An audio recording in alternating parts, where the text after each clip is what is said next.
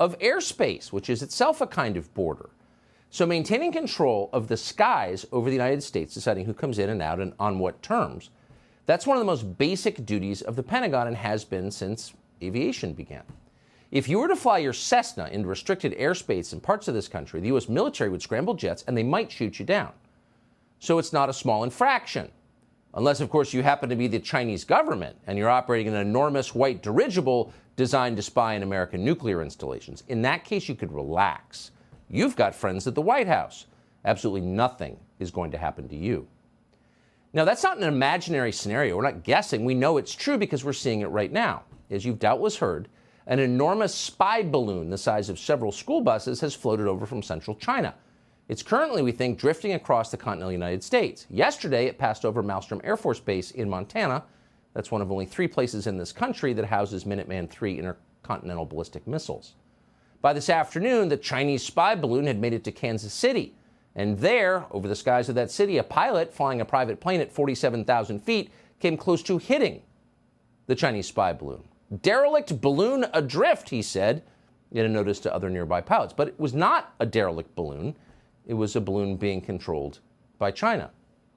In other words, here we have a foreign military aircraft over our country, spying on our critical defense installations and posing a threat to civilian aviation. That seems like a big deal. If you want to know how big a deal, consider how would we respond if Putin were doing this? If this were a Russian spy balloon? Well, you'd have the world's shortest news story. Russian spy balloon spotted offshore. Entire U.S. Air Force mobilized. Balloon reduced to vapor in seconds.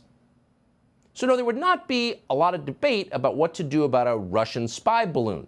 We'd kill it instantly, as you would any hostile foreign intrusion. But things turn out to be a little different when it's a Chinese spy balloon. As far as we know, Vladimir Putin has never sent cash to Joe Biden's crackhead son. He probably should have. That would have been a very wise investment in retrospect. The Chinese government, long thinking as always, did send cash to Joe Biden's crackhead son, and apparently to Joe Biden himself. And that paid off.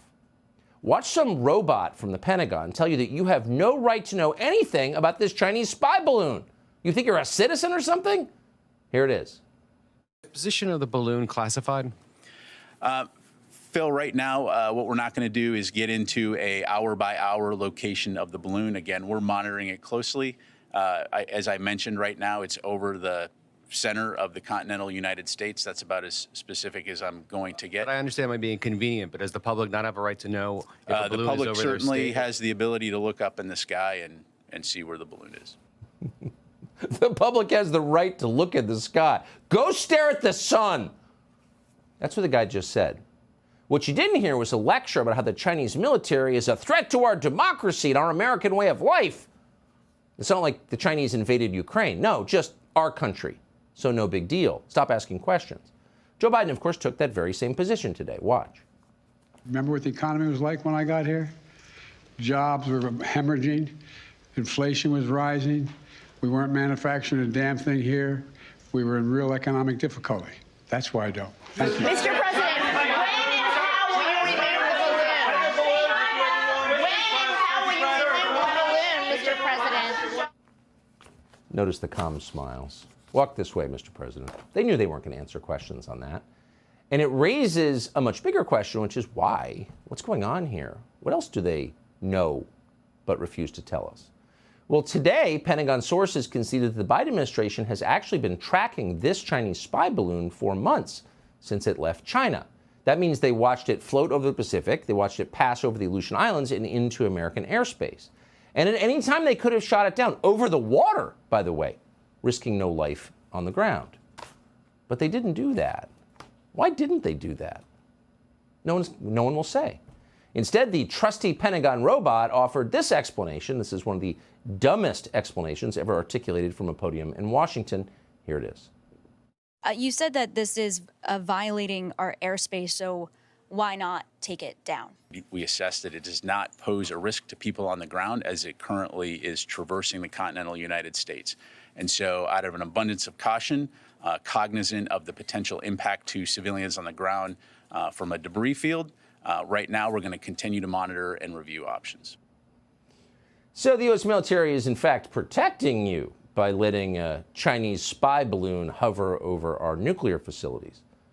That is, in total, an insultingly ridiculous series of sentences. They make no sense. But the administration's position on the Chinese spy balloon becomes not just ridiculous, but scary when you learn that this is not the first Chinese spy balloon.